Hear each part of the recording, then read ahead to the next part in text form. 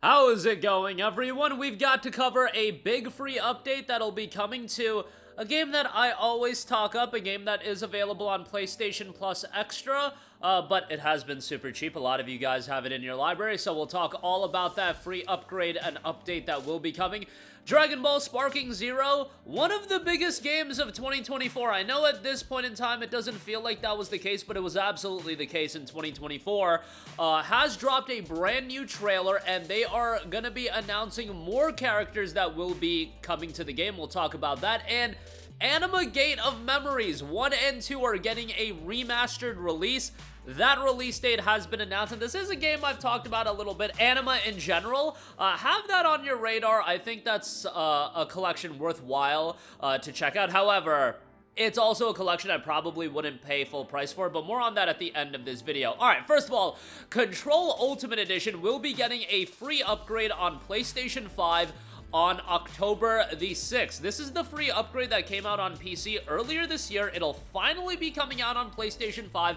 I dug up the update notes and the patch notes for the PC update back when that dropped in March of this year. So I'll go over that just so you guys have an idea of what's coming. So for this is update 1.30, the release notes on PC. Outfits. The following outfits are now available to players. The outfits can be accessed and equipped from the control panel in the central executive sector area. That includes the Astral Dive suit, that was formerly a pre-order bonus, tactical response gear, formerly a pre-order exclusive, and urban response gear, again, formerly a pre-order exclusive. All players will receive the mission Dr. Yoshimi Toki's guided imagery experience featuring voiceover done by Hideo Kojima. The mission is playable when you pick up the Doctor's collectible in the extrasensory lab of the research sector. The mission was previously exclusive to the PlayStation 4 Digital Deluxe version of Control, and now will be available to everyone. Again, the Ultimate Edition will be updated on PlayStation 5 and Xbox Series, and it will be a free of charge upgrade. Control often goes on sale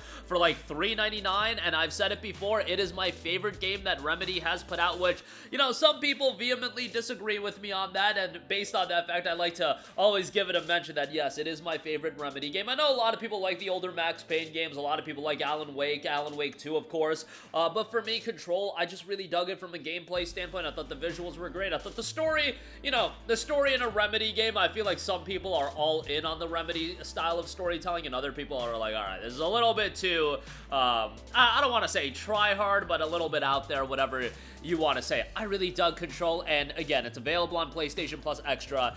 It's available on sale all the time. I did give it a look. It's not on sale on the PlayStation Store right now, but hey, there will probably be a new PlayStation Store sale that'll kick off next week, and, you know, with how these things work, Control likely will be on sale, or, you know, there's a good chance it'll be on sale, so that free upgrade dropping on October the 6th, which works out to a Monday. So next Monday, that free upgrade will be dropping. Alright, Dragon Ball Sparking Zero's and next DLC characters are going to be announced in January of 2026. Right now, the game is at over 200 characters, and a message accompanying a brand new trailer showcasing the game's over 200 characters. It was noted, what a milestone for Dragon Ball Sparking Zero, over 200 characters and counting. Enjoy this character showcase as we celebrate the game's first anniversary, but it's not over yet.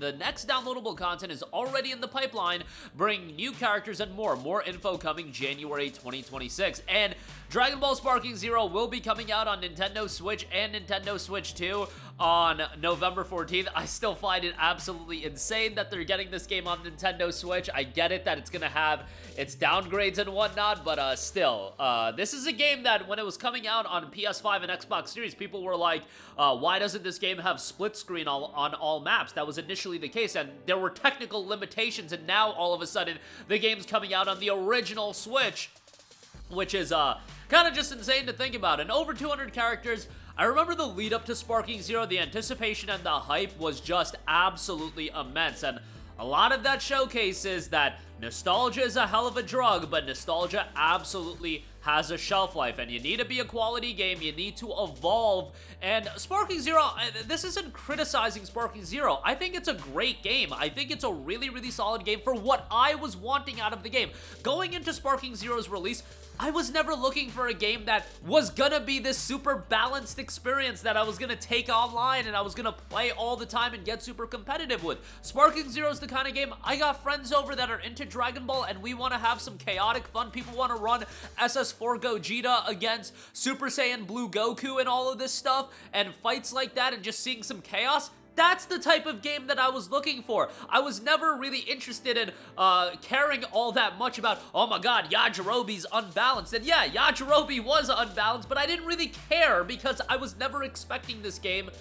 Or from my vantage point personally, I was never looking for this game to be this balanced, nuanced experience that had an immense amount of depth to it. And I think a lot of people were like that, but ultimately, for that type of person that was looking for the experience that I was, this game was always going to have a shelf life. For those that were looking for a more competitive, online-oriented experience and getting into the competitive play, yeah, there was going to be that inherent issue with the game. Thankfully, I never went into the game expecting that, and for me, it was a great game for the time that I spent with it, and then I'll still go back to it. It's a game that I keep installed regularly, and it's not one of those games I'll uninstall because I'll have friends over and we'll mess around with the game, but that's really what it was. But to be perfectly honest, growing up, that's what Tenkaichi 2 and 3 were for me for a long time. Yeah, I enjoyed the game and going through the single player, but then for a while, the game gets iced, and it'll be one that I take out, I pop in, friends are over, we'll have a good time with it, and it's not something that I take that seriously. And it's cool to see the character roster expand, Daima content coming on over as well. That was always going to be at least somewhat notable, especially with SS4 being canon. But yeah, I think it's great that more content's coming to it, and I would imagine that at some point they're gonna do a complete edition release, potentially on PlayStation 6 and the next Xbox when they've got all of these characters out and then they can re-release the game. You already know Bandai Namco's MO these days. They're very crafty when it comes to re-releasing the same game, and the anime games are no different. They did that with Naruto Storm 4, they're doing that with Dragon Ball Kakarot, and I foresee them perpetually doing that for eons and eons in all of their future games, and you know, it's pretty crafty. It's a good way to do it in terms of monetizing these games for the long term. Lastly, I do want to note Anima Gate of Memories 1 and 2, the remaster for PlayStation 5, Xbox Series, and PC, will be launching on November the 7th. Now, I actually talked about Anima on this channel when we cover our game deals and I look at some of the more lower-key deals. Anima was a game that I mentioned, and what I would say about Anima is that it harkens back to like janky PlayStation 2 action games.